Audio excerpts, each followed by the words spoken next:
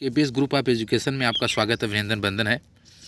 इस video lecture में हम बात करेंगे जीके के 25 क्वेश्चन। एसएससी CHSL 2024 का नोटिफिकेशन जारी हो गया है। 3712 पोस्ट के लिए अब एक प्रकार से लड़ाई तैयार है। वो बच्चे वे कैंडिडेट ध्यान दें जो एसएससी CHSL जिनका सपना है कि वो एसएससी CHSL एग्ज़ाम क्लियर करके एक अच्छे जॉब पे कटेंगे होंगे। तो और एसएससी MTS का भी नोटिफिकेशन जारी ही होने वाला है। एसएससी CHSL और एसएससी MTS लगभग आसपास एग्ज़ाम होने हैं। जुलाई अगस्त के आसपास ये दोनों एग्ज़ाम करा लिए जाएंगे। जुलाई और उससे पहले एग्ज़ाम मुझे लगता है कि जुलाई में हो सकता है कि MTS का एग्ज़ाम हो, उसके बाद अगस्त में पूरी उम्मीद है कि CHSL का एग्ज़ाम हो। अधिकतर जुलाई और CHSL का एग्ज़ाम अगस्त में ज़्यादातर हुए हैं। अगर एसएससी की आप प्रीवियस ईयर पेपर उठा के देखें तो इस वीडियो ट्यूटोरियल में मैं आपको एसएससी MTS का मॉक पेपर करा रहा था। लगातार मैंने 2, 3, 4 पेपर कराए हैं, 3 बीच में छूटा। आज मॉक पेपर तीसरा हम आपको कराने जा रहे हैं, तो इस वीडियो में बने रहिए। 2 पंक्ति मैं आप सभी के सामने रखना चाहता हूँ कि काम करो ऐसा कि एक पहचान बन जाए। काम करो ऐसा कि एक पहचान बन जाए। हर कदम ऐसा चलो कि निशान बन जाए। हर कदम ऐसा चलो कि निशान बन जाए।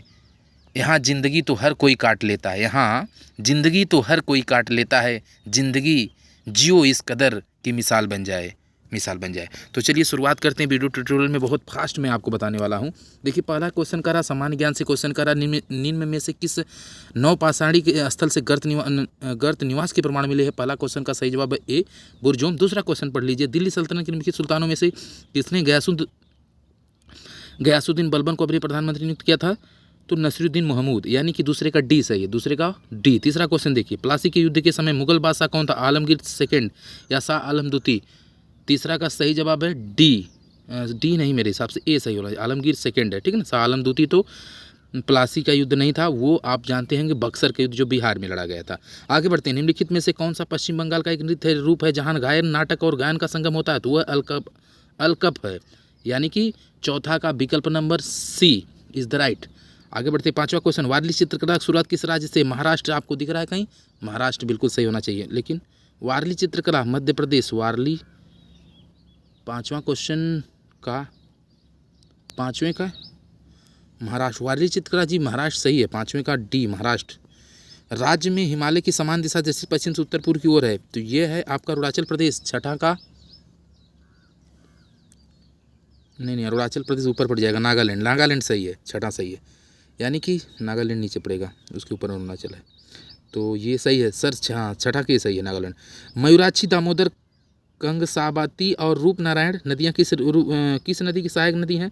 तो ये हैं अपनी हुगली नदी के बसा कौन सा शहर है? कलकत्ता, जो हम कलकत्ता कहते हैं, कोलकाता, ठीक ना। ईडन गार्डन वही वाला कोलकाता, जहाँ जो सबसे पहले भारत का सबसे बड़ा स्टेडियम हुआ करता था। अभी कौन सा? नरेंद्र मोदी स्टेडियम, जो कि अहमदाबाद में है। और अहमदाबाद किस नदी किनारे है बसा हुआ है? कमेंट करिएगा। भूमध्य रेखा से ध्रुवों तक सभी समानांतर वृत्तों के रूप में जाना जाता है।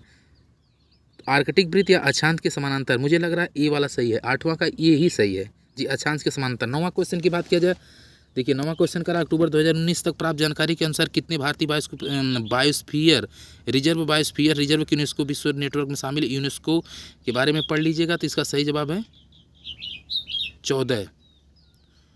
9वां का ए 11, 14 नहीं 11 सही है। 9वां का ए सही है। 10वां क्वेश्चन, निम्नलिखित में से कौन सा भारत का पर्यावरण आंदोलन विरोध सीधे पेड़ों की कटाई से? चिपको आंदोलन, आप सभी लोग जानते हैं। बढ़ते हैं 11वें पे। भारतीय संविधान की प्रारूप समिति के अध्यक्ष डॉक्टर अम्बेडकर जी थे। भारतीय संविधान प्रारूप समिति के अध्यक्ष ये भी हमारे अम्बेडकर जी ही थे। अचल संपत्ति किस क्षेत्र से अंतर्गत आती है? तृतीय में आती है। अचल संपत्ति किस में आती है? तृतीय में आती है सर। आगे बढ़ते हैं। भारत की राष्ट्रीय आय कौन तैयार करता? भारत का राष्ट्रीय आय कौन तैयार करता भाई?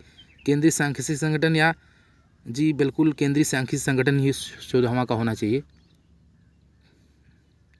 अगला, आवृत्ति का मात्रक आप लोग जानते हैं हर्ट्स होता है। 15वां का सी। 16वां क्वेश्चन देखिए, यहीं पे जड़ता का नियम पूछा गया है। कहाँ गया भाई? इधर है, इधर लाइए कैमरा भाई।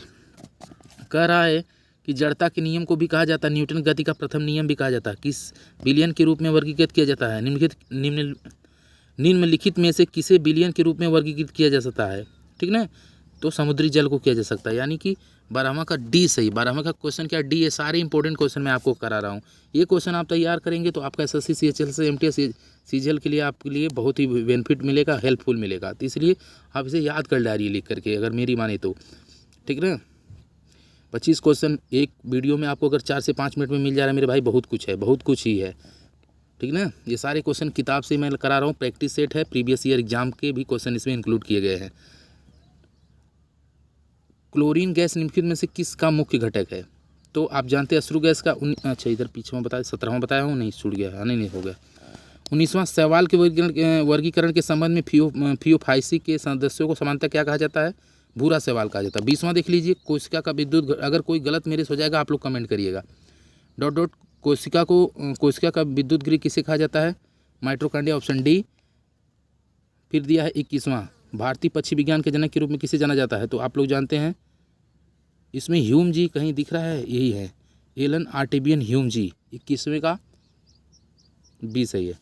गुजरात के मुख्यमंत्री का नाम जिन्होंने 13 वर्ष तक सेवा काल, यही हमारे मोदी साहब जी है, ऑप्शन नंबर डी। पढ़ लीजिएगा पूरा क्वेश्चन। 23वां बढ़ा दी, क्योंकि पीछे भी मैं पढ़ाया हूँ, वीडियो थोड़ी कट गई थी, इसके लिए क्षमा चाहेंगे।